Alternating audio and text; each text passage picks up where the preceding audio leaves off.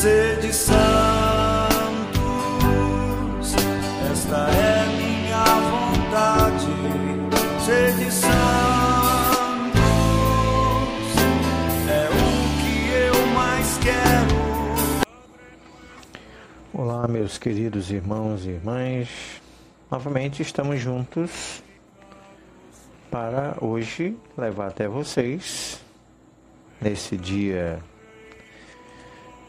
16 de janeiro de 2025, mais uma história de personagem da nossa igreja. Hoje nós vamos falar um pouquinho de Santa Priscila, São José Vaz e depois de São Marcelo.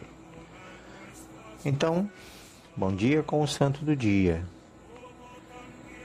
Iniciamos esse momento em nome de um Deus que é Pai, que é Filho, que é Espírito Santo.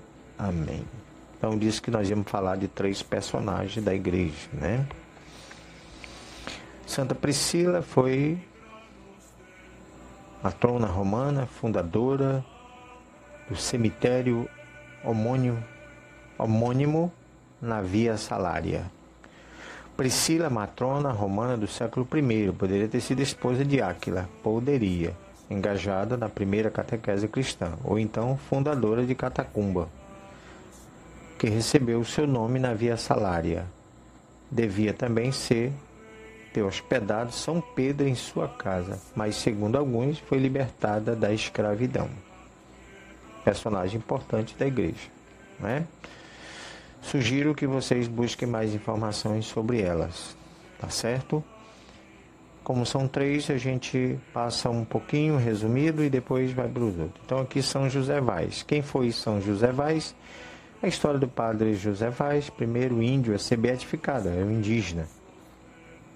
Aconteceu entre o final do século XVI e o início do século XVII. São José Vaz é apóstolo da ilha do Ceilão, hoje Sri Lanka.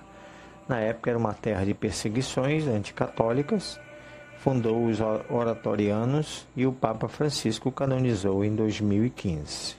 Muito bem, também sugiro que busque mais informações. Agora nós vamos para a história de São Marcelo I. Quem foi São Marcelo? Papa entre 308 e 309. Viveu durante as perseguições de Diocleciano e Galério. Contestado pelos rigoristas, mostrou o rosto misericordioso da igreja. Readmitiu na igreja os que haviam renegado a fé, com prévia penitência. Obrigado a trabalhar na estrebaria, morreu mártir no exílio. São Marcelo I, um nome que ressoa com a força da fé e a coragem inabalável. É celebrado pela Igreja Católica no dia 16 de janeiro. Ele foi o 30º Papa da Igreja Católica, guiando o rebanho de Cristo durante um período conturbado da história. E que conturbado, não é? A época em que o culto a Jesus, o culto católico, que ainda não era aí como a gente tem hoje essa liberdade de ser católico e ir e vir à nossa igreja a cada domingo, cada dia que a gente queira. Marcelo nasceu em Roma e seu pontificado durou de 308 a 309, embora tenha sido um tempo breve, foi marcado pela intensidade das perseguições contra os cristãos. Ele assumiu a liderança da igreja no momento em que ser cristão era sinônimo de enfrentar grandes adversidades, incluindo a possibilidade de martírio, que aconteceu com muitos, né? Muitos foram para as arenas dos leões e muitos foram decapitados e mortos, mas não negaram a sua fé, não negaram seu amor à causa cristã. Um dos grandes desafios enfrentados por São Marcelo foi a reconstrução da igreja após a perseguição de Diocleciano, um dos períodos mais sangrentos contra os cristãos. Ele se dedicou a reorganizar a estrutura eclesiástica, dividindo Roma em vários títulos ou paróquias, o que facilitou o cuidado pastoral e a administração dos sacramentos. Perseguição e exílio. Durante seu papado, Marcelo enfrentou a hostilidade do imperador Maxêncio, que o exilou. Essa perseguição resultou em seu martírio, fazendo dele um símbolo de fé e resistência cristã. Apesar do exílio, a determinação e a fé de São Marcelo I nunca vacilaram. Ele é lembrado como um pastor dedicado, cujo amor por Cristo e pela Igreja o impulsionou a enfrentar as adversidades com coragem.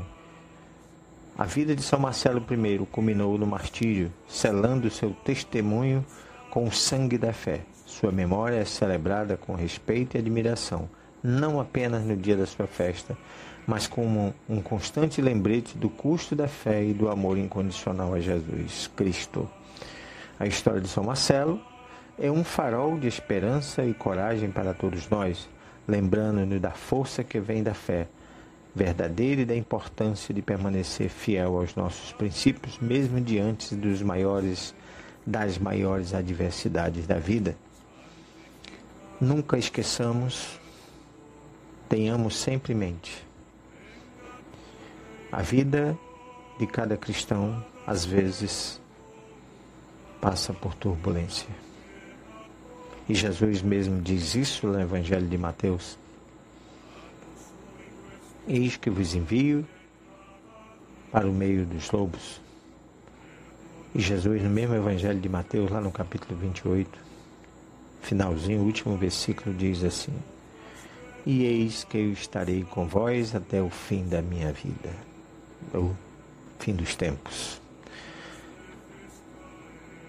Ele sempre disse que está conosco até o final, não nos deixa só.